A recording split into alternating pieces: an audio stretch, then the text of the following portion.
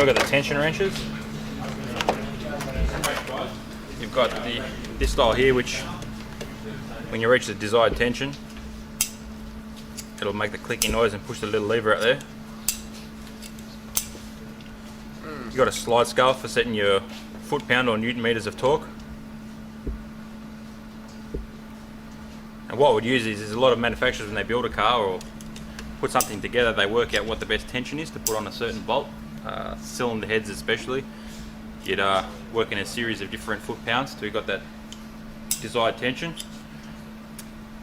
And this is just a gauge that's going to show you, make sure you've got the correct tension. So this one works. You just put your socket on the end.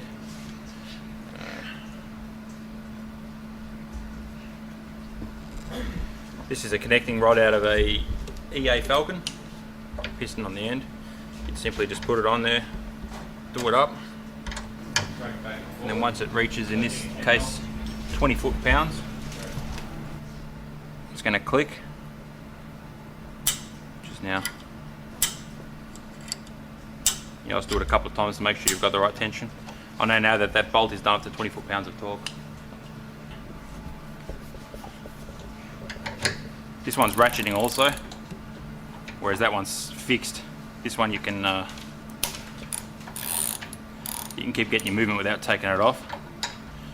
And when you reach your tension with this one,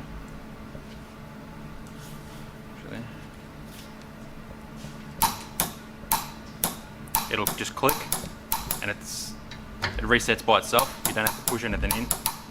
So if you do happen to go away and come back to another bolt, you can't make that mistake. So what do they call this type? Actual. Pretty important thing with a tension wrench like this though is, these ones not so bad, but with these you've got to make sure you release all the tension off them before you put them back in storage. Don't ever leave them wound up.